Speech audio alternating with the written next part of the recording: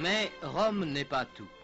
Nous évoquerons la vie pensive et fastueuse de Tlemcen, qui se pare de ses monuments comme la jeune musulmane de ses joyaux. Dans un paysage quelque peu pyrénéen qui s'allie à la limpidité des cieux africains, Tlemcen demeure un extraordinaire écrin d'histoire.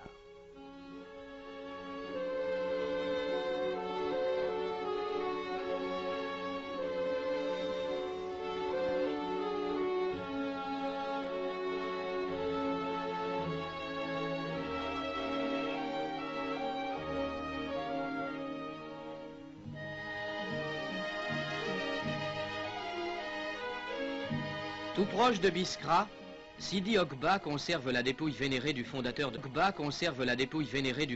Kérouan, du conquérant arabe qui a donné son nom à l'oasis.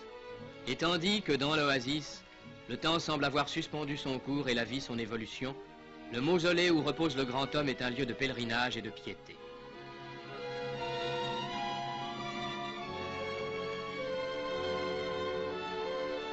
Mais abandonnons le passé et reprenons notre voyage.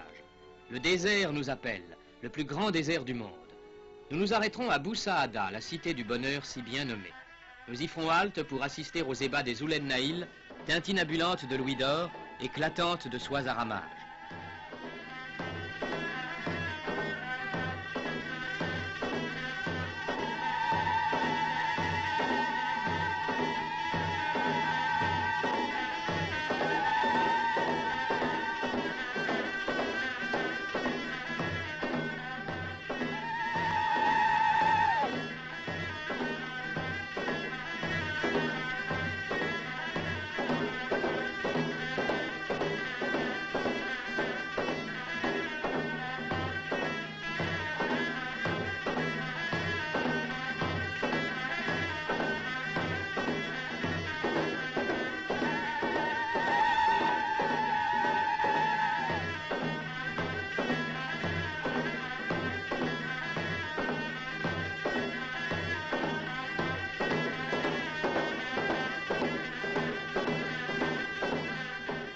Puis, en route vers les dunes, nous traverserons l'oued que le grand peintre Dinet a tant aimé et sur les bords duquel il a brossé la plupart de ses œuvres.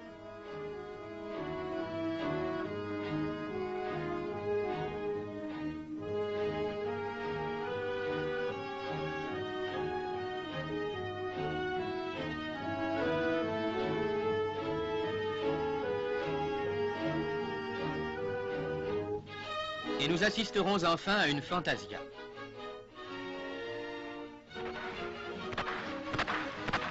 Que faut-il admirer le plus de l'adresse des cavaliers ou de la finesse de leur monture qu'excite l'odeur grisante de la poudre?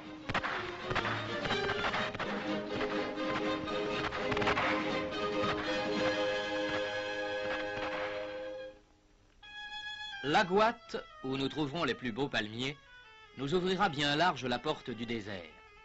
Pour les citadins du Nord, la naissance du jour n'est que le retour à la clarté. Au Sahara, c'est un réveil éclatant, une féerie extraordinaire. C'est un chant d'allégresse comme un cri de victoire que pousse le soleil, triomphant de la nuit.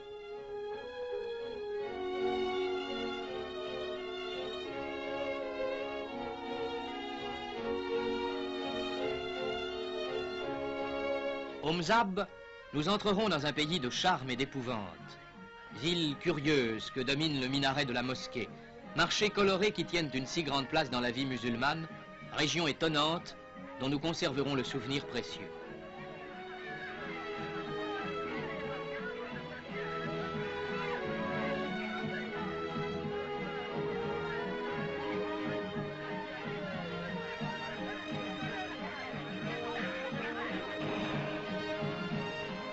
L'exotisme de Tougourt comblera notre curiosité toujours en éveil.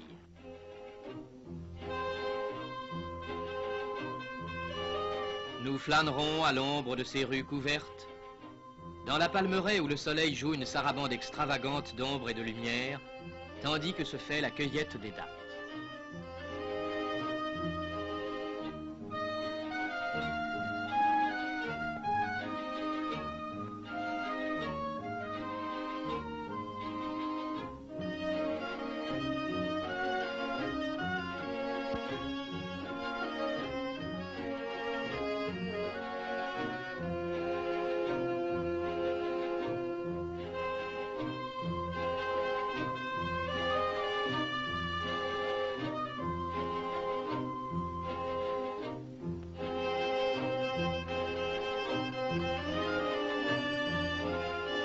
La corvée d'eau qu'accomplissent ces jeunes femmes est pour elles une occasion de rire et de se distraire.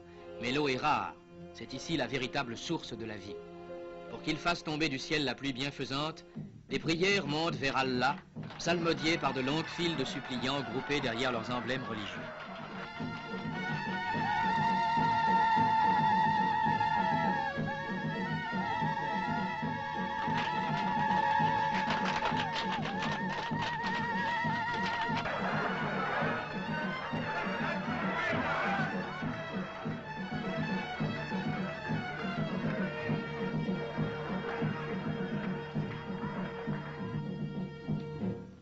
Laissant derrière nous Tougourt, nous voici dans le Hogar, à Taman Rasset, la mystérieuse capitale de cette fantastique région.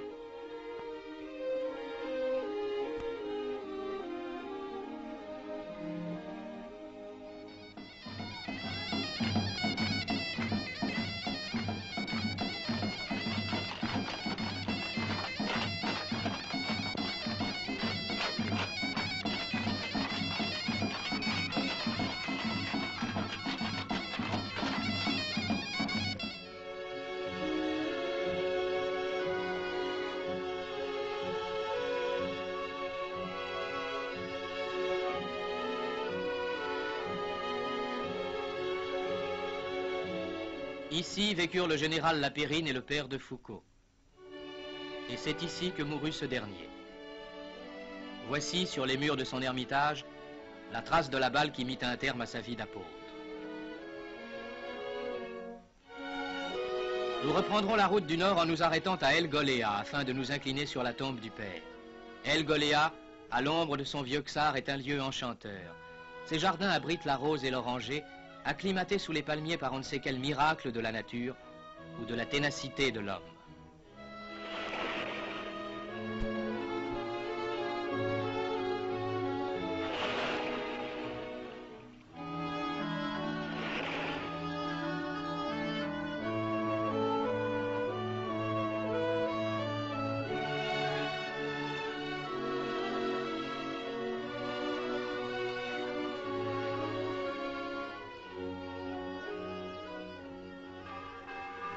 Voici le soir.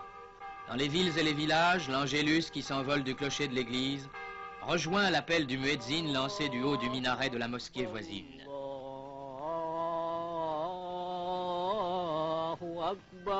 Et là-bas, dans les campagnes, et jusque dans le désert sur le sable chaud, d'autres fidèles se prosternent en invoquant Allah, symbole émouvant de la paix des cœurs, symbole de l'Algérie, où la nature et les hommes ont conjugué leurs efforts pour en faire une terre d'énergie féconde et de vaste avenir.